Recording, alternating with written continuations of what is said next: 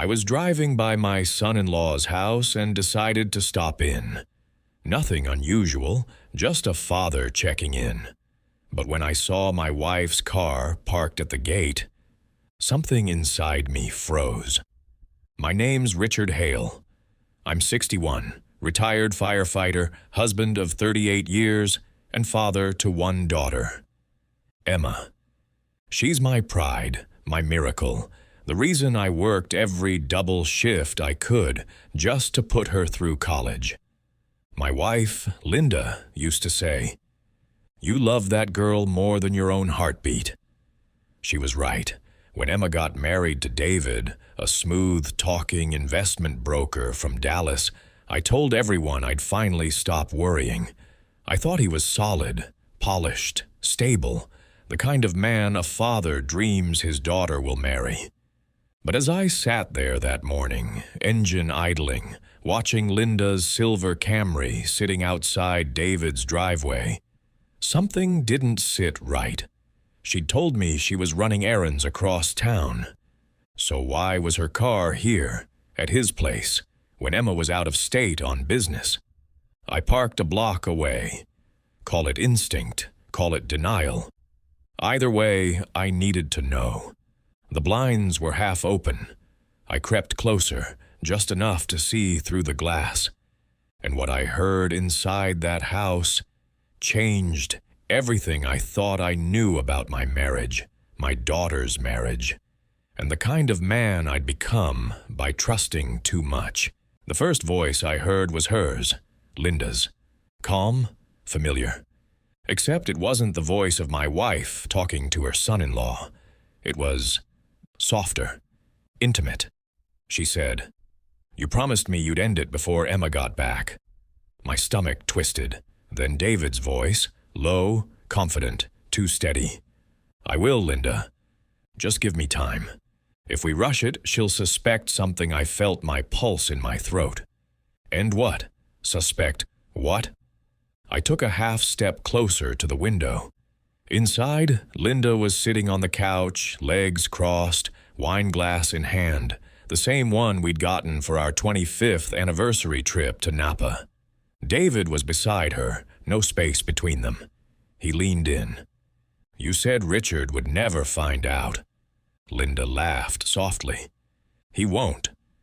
"He still thinks I'm grocery shopping." I stumbled back.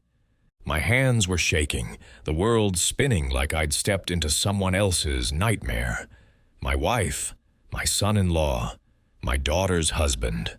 I wanted to burst in, to shout, to break every window in that house. But something stopped me. Not fear, not confusion. Something colder, clarity. Because at that moment I remembered what my father used to tell me. When a fire's spreading, you don't run into it yelling. You watch where the smoke goes, and you plan. So I planned. I took out my phone and started recording through the gap in the blinds. Every word, every laugh, every time she said, "When Emma's inheritance clears, we'll disappear." Inheritance. My daughter had no idea, but after her mother's suggestion last year, I'd moved half our assets into a joint trust. One that named Emma as the next beneficiary if I passed away. And now I understood. It wasn't love keeping Linda close to David. It was greed. She wanted that money, and they weren't planning to wait for me to die naturally. When I finally stepped away from that window, I wasn't the same man who'd walked up to it. I wasn't Richard the husband or Richard the father-in-law. I was a man who'd just found out his entire life had been rewritten behind his back. And I wasn't done watching. Not yet. I didn't go home that night. I drove for hours, the road nothing but a blur of headlights and bad memories. My wedding ring felt like a chain. Every word from that conversation replayed in my head. Her laughter, his confidence, that one word, inheritance.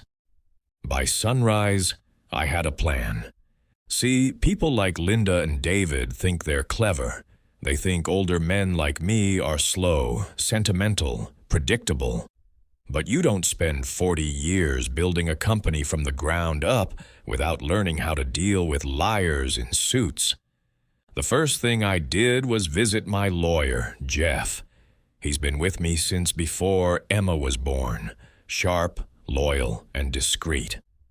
"Jeff," I said, sliding my phone across his desk, "I need this backed up, time-stamped, and stored securely." He played the recording. His eyebrows went up halfway through. "Jesus, Richard, you sure you want to play this quiet?" "Oh, I'm sure," I said, "because if they're digging my grave, I'd rather choose the shovel." That week, I pretended nothing had changed.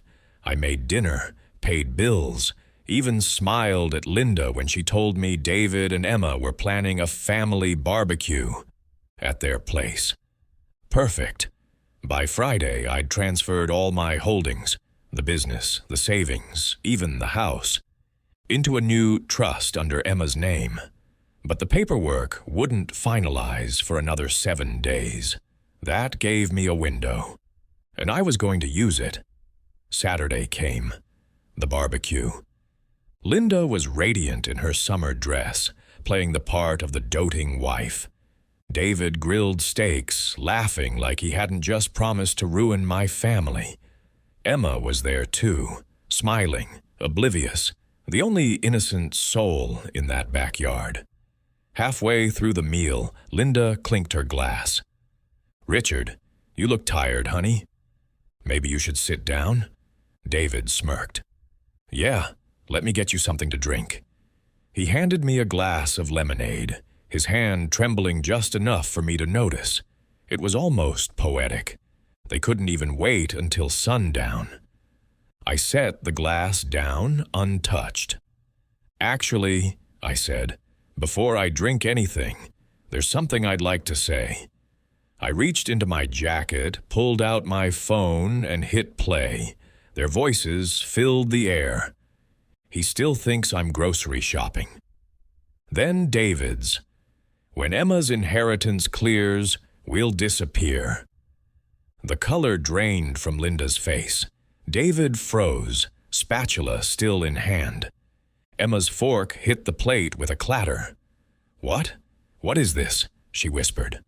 Linda tried to speak, but I cut her off. "Your mother's been planning to steal your inheritance, sweetheart." And David here was her partner in crime. The silence that followed was deafening, the kind that comes right before a life splits in two. David tried to grab my phone. I stepped back. "You recorded us?" he shouted. "No," I said calmly. "You recorded yourselves. I just pressed play." Linda's voice cracked. "Richard, please." I turned away. "You should have stuck to groceries, Linda." I left that barbecue knowing one thing. Justice wasn't over yet. Because betrayal this deep doesn't just get exposed.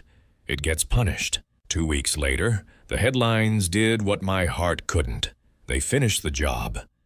Local businessman exposes wife and son-in-law in shocking inheritance fraud. The story spread faster than the lies they built.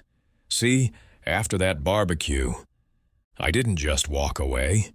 I gave Jeff the full recording, the forged documents David had sent Linda over email, and the details of every financial move they'd made in the last year. By the time Linda realized what I'd done, her bank accounts were frozen. David's new business venture was being audited. And the police? They wanted a word. Linda tried calling, then texting, then begging.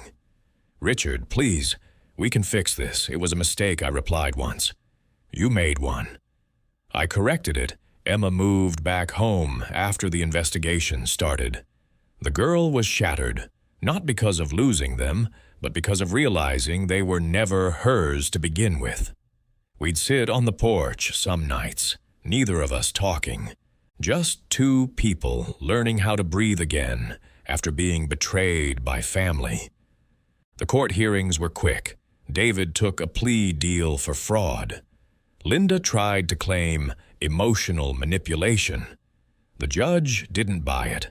She spent her last words in court glaring at me, not out of regret, but out of defeat.